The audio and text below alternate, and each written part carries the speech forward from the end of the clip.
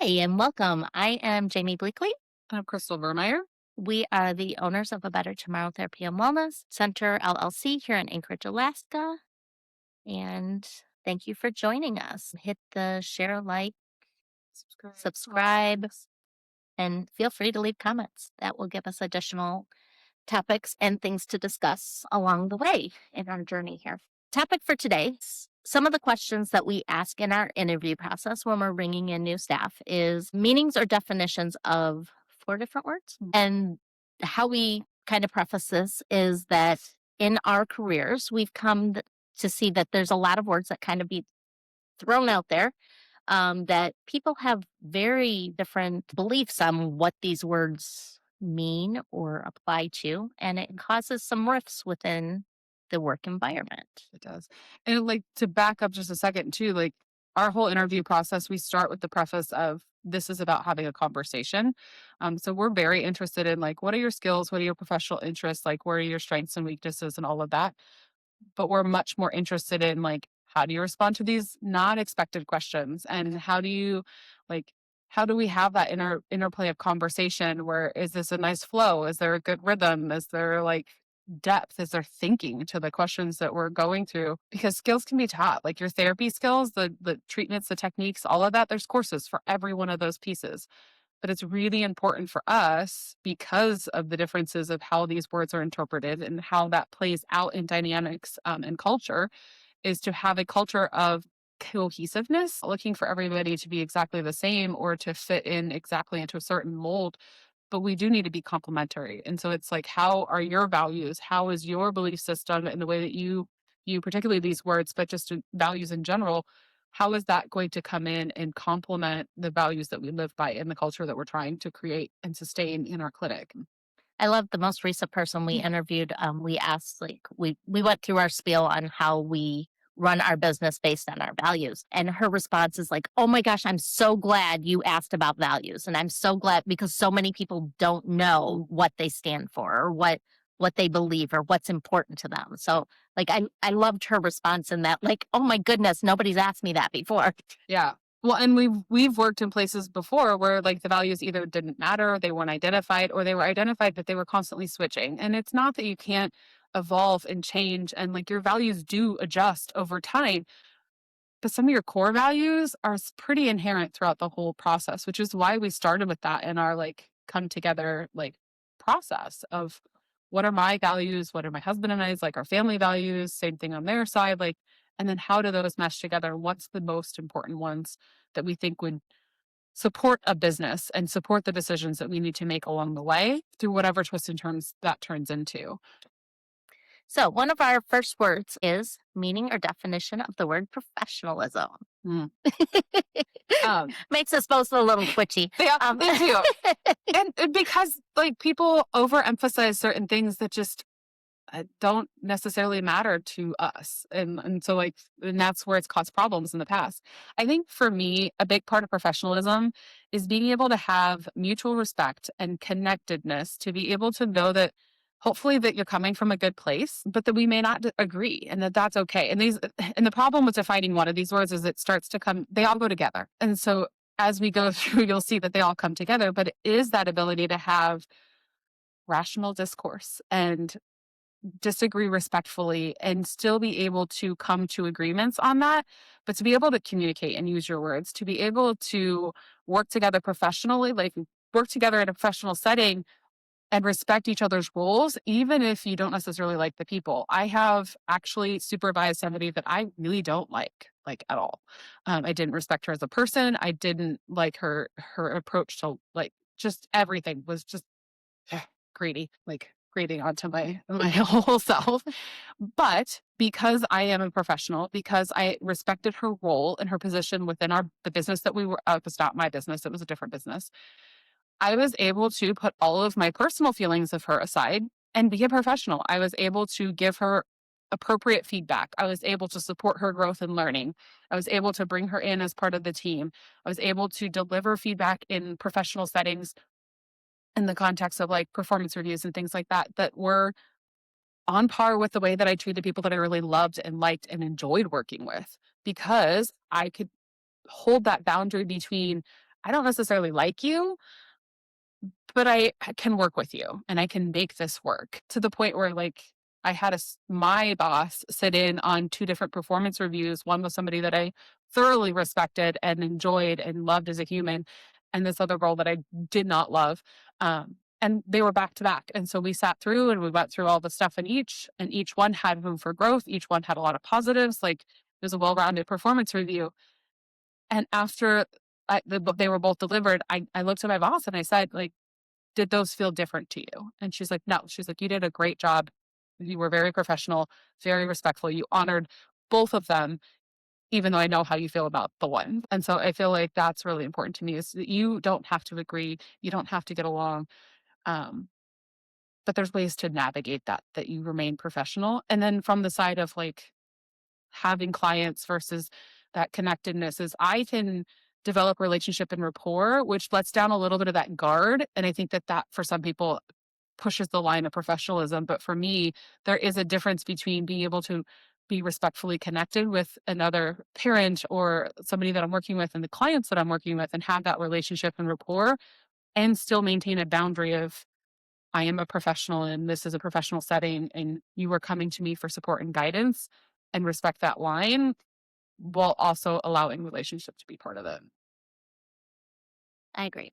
And I think a lot of the things that people throw out there a lot is like the way you dress. We work with children. We're climbing around on the floor. As long as our bits and parts are covered, these kids don't care what we're wearing. And once we have a relationship with the families, they don't care. I mean, I think there is that first impression part of it, but I don't think that's one of the biggest components of professionalism. My definition would go into living our values, having integrity. Like having professionalism means doing what you say you're going to do, even when it's hard, even when other people aren't looking, but doing the right thing. Teamwork, being able to work with others regardless of what your relationship is or how you feel about them personally, but being able to do that, taking pride in your work, being able to timeliness and getting work done by deadlines and doing the best job for that person. So being creative and tying into that, being a team player, being able to see a need, meet a need, being able to take care of your environment. So being the best you have, like that continual learning part. Part of professionalism is growth.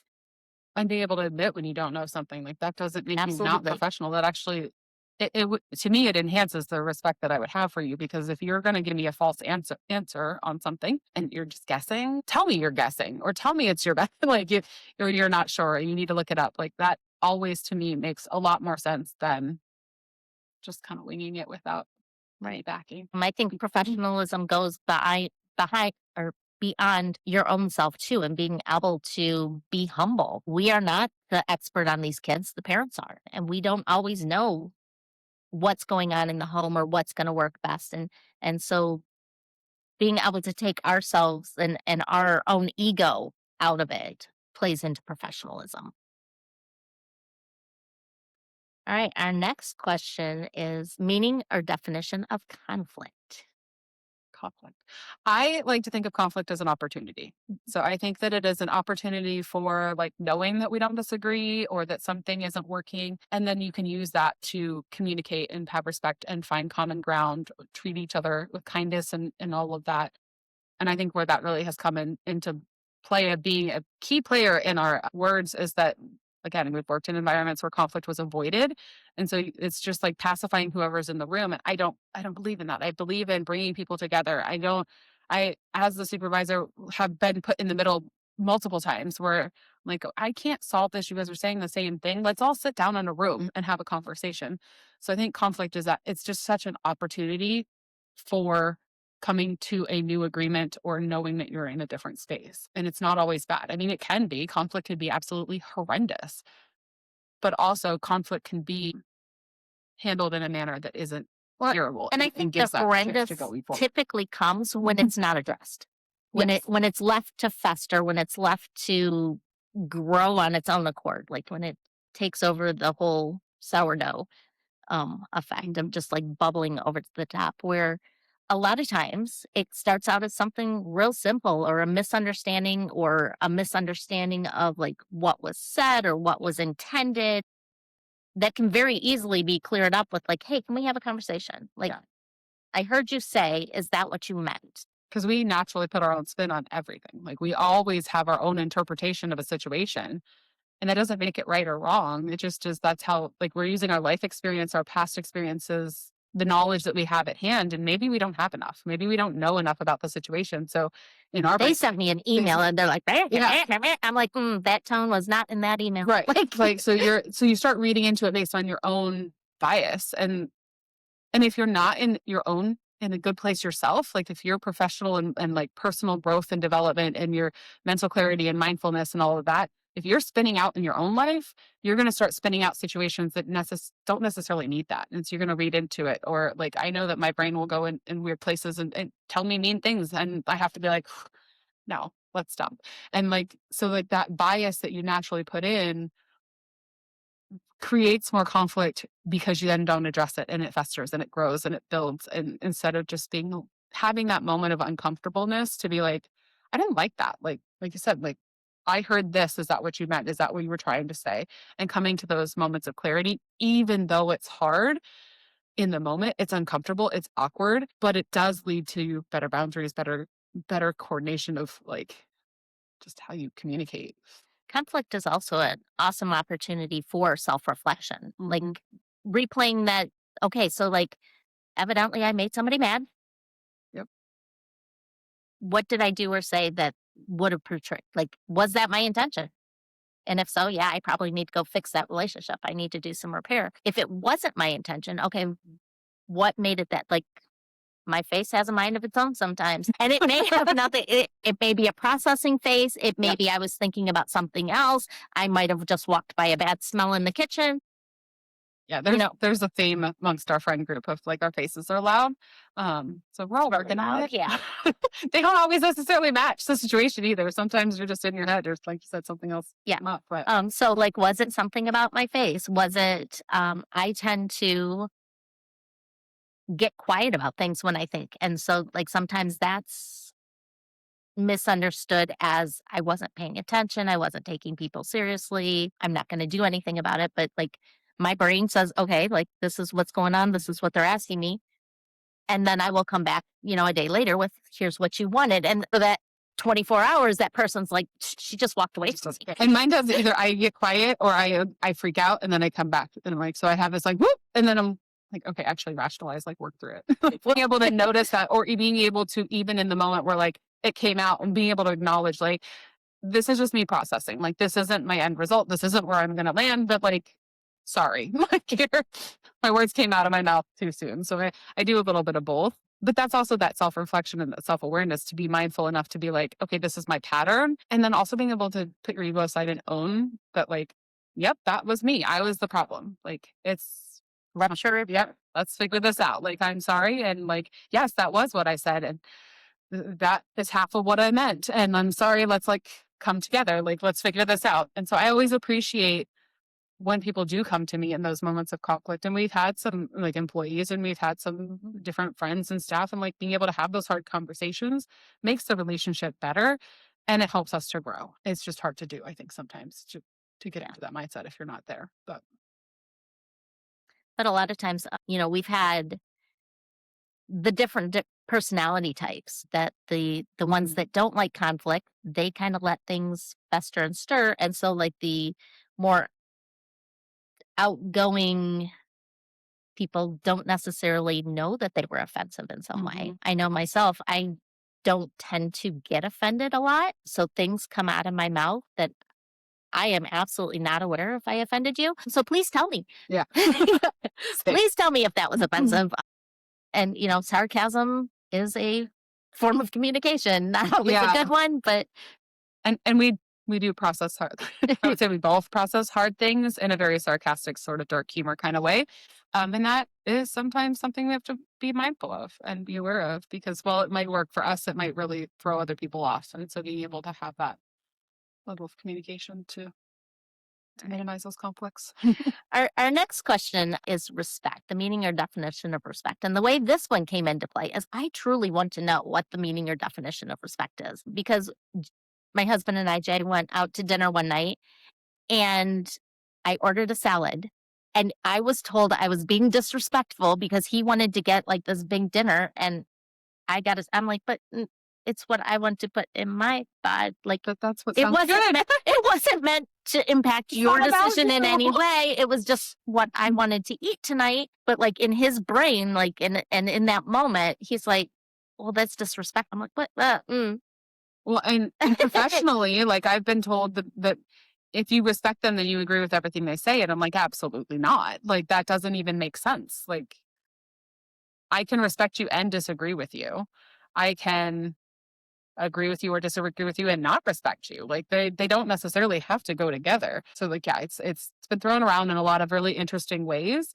But what does it mean to us? What does it mean? I don't know. And why can't I have salad for dinner? So I would say respect is trying to see the other person's side of things, being open to other perspectives, going into that continual learning, wanting to know what somebody's background is, culture is, so you can be sensitive to it. It doesn't necessarily mean you agree to it or that you're going to conform to it. Right. And I know I have multiple friends that like every area of our life is completely opposite. Like they're like we really should not be friends. Absolutely love these people, but our lifestyles and choices and decisions are very different, Hmm. vastly different. But out of respect for them, like I can, yeah, I can. That's your life. This is my life. It works for you. Doesn't work for me. That's okay. We can Right. still be great friends. Well, and I think it comes back to too, like people are like inherently most people are good. And all of the ways that they express themselves in life and they go through life and the choices, the lifestyles, the all of the different aspects of what makes you you isn't necessarily what makes you good or bad. It's the decisions and the way you treat other people and the act like those kind of actions play into that.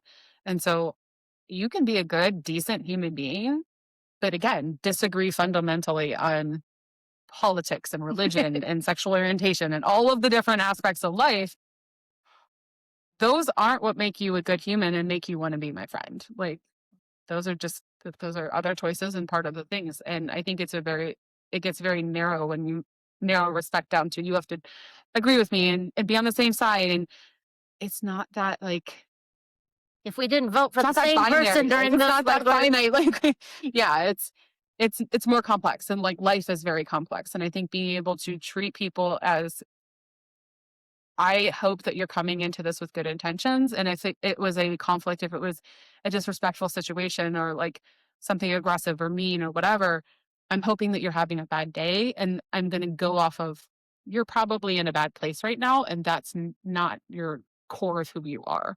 Um, Down to the like the people that cut me off in traffic, like not great, don't love it. Sometimes I have more rational reactions than others.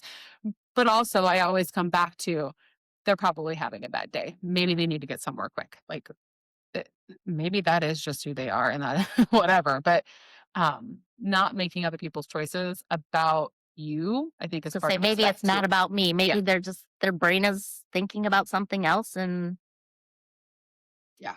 they're not thinking about me, which is okay. Hmm. I also think because I've been told that I need to respect a certain level of like you're above me, so I have to respect you. I have to respect the position and I have to honor the hierarchy of what's expected at different levels. But I don't have to respect you as a person to respect your position. And I don't have to respect you as a person to be able to follow through because that's what's expected in my role in my job. Um, and again, this comes back to previous work situations. Like my supervisor was she was not in her best place at the time either. And like knowing her over time and knowing where she's evolved into now and what she was dealing with them that I didn't know about at the time, like I didn't have a lot of respect for a lot of the different areas. Like she was not timely with her notes. She wasn't doing a bunch of like there was a bunch of things that she was doing that made me lose respect for her. That didn't mean I didn't respect her position because she was my boss. She was my supervisor. She was the person in front of me. And so like there's that too of like I can see the different nuances of I can respect the position, but have lost respect for you as a human, or the same thing with the person that I supervised that I didn't love her as a person, but I respected the position she held and held it in high regard because she was part of my team. And to disrespect her role in that team would disrespect myself and would disrespect the business that I was working for that I believed in firmly, especially at the time. Like, That's a great point when we're talking about our kids too, like respecting leadership, but not necessarily the person in that role, because not all people have the best intentions, and not everybody treats you with respect. And like sometimes respect is earned. Like they may start out with that, but they can also lose it. yeah. Based on actions and how they treat others and their I think it's speech yeah, and I think it's important that you deserve respect even while you're respecting somebody else, and so you shouldn't be disrespected to respect someone else. And I think that that gets lost a little bit in society right now. Is so that's our Spicy. tricky word that truly, like, comment, please let me know what is Yeah, the what true do you think? definition of respect, because I Maybe want we'll to get a bunch in know. the comments I and we can do want a to follow-up know. episode. Yeah. These are what people said. And then just within the last couple of years, we have added a fourth word to this, just because it does fall so much into our business, and that is relationship. And what is relationship, and what does that mean? Yeah. And I think for me, relationship is, I mean, it's the heart of what we do and the way that we do our therapy in our clinic. Uh, but relationship is that connection. It's the ability to build a people file on the people that you know, to respect them, to learn about them, to know their culture, to know their background, to use all of that information to direct the way that you interact with somebody else. And the way that I interact with you is going to be different than the way I interact with my husband or my son or like other friends. And and that's part of building that relationship is knowing that connection piece. And that connection is situational too. I was kind of thinking this week, I had, for lack of a better word, I had brain surgery at one point, because my brain was falling out my head. And the neurosurgeon, like some of the feedback I get was like, he's got no bedside manner, he's rude, he's abrupt, blah, blah, blah. Was he good at his job? Because that's what I needed to know. Like, Yeah, he's going to be touching. he the didn't brain. have to be nice to me. Like, and we could have a relationship, that professional relationship of like, you're gonna be cutting in some sensitive areas there. I want you to know what you're doing. Really didn't care if he was gonna be nice to me or not. And it turns out like once he gets in and cuts into your brain, he turns into the sweetest guy ever. But like those first appointments before the surgery is scheduled, like he was fairly rough and He's such a straightforward. serious, like focused on his job kind of Yeah. guy. Which is what you want. Which is what I wanted with a brain surgeon. Yeah. Yeah. Like my neurosurgeon, I wanted him to know the neuro. I didn't need him to have social skills. So thinking about that, like the context of how are you interacting with this person? Sometimes it's going to be a warm, fuzzy, great relationship. Sometimes it's going to be more transactional where I need you to meet a need of mine. You need me to meet a need of yours. And we don't have to be warm, fuzzy about it. We don't have to be overly connected to get those needs met. Yeah. So yeah, like we have relationships with the people who check out our groceries. We Mhm. have relationships with teachers. We have relationships with family members, and those are all going to look different. Going back to respect, one of the things that I throw in there is kind of the pride side of it too, is like respect doesn't always have to be towards people. Respect is putting a toy away and putting all the pieces back in the box. So respecting your community, respecting your environment, respecting the small pieces of that too. So Transitioning on time, your timeliness, and your documentation, following through on what you say you would do. Like if you say you're going to do a project by a certain deadline, that you either do that or that you communicate that you didn't and ask for help and support and whatever. But that communication piece is key, and that's part of that respect of the others that the you're working with. respect, Being the in a team. relationship, and Yeah. nationalism Yeah, it comes all to together. avoid conflict. We do this with every person that interviews with us, and it's been interesting and eye opening. Yeah. The different things that people come up with. It has, and I would say too, like there's not a specific definition that we're looking for either. It's like the vibe of how it all feels as they're communicating and talking about it and going through the process And then like how can we converse back and forth on that? So there's a wide range of what it looks like to fit within the culture and to be able to define these words. Like there's not one right answer, but there are definitely some wrong directions with the way that it could There are be. wrong answers. Yeah. And so it's looking at those pieces as we're going through the process. But like that has been a piece of our interview that has been super informative, and part of building that culture and having everybody on board kind of get the mission and be together, like be the culture that we're looking to be part of, because ultimately like this is our job, this is our role, and it's where we are every day and where we're working, and work is such a huge part of your life. It should be something you enjoy. You spend a lot of time there. You should have, for the most part, some joy and some connection and being able to work together with people that you spend the most time with day in and day out, many days a week. Absolutely. So feel free to put in the comments, what is your definition of professionalism, respect, relationship, and conflict? Hit that like, share, Subscribe. subscribe button, and we will see you in the next episode.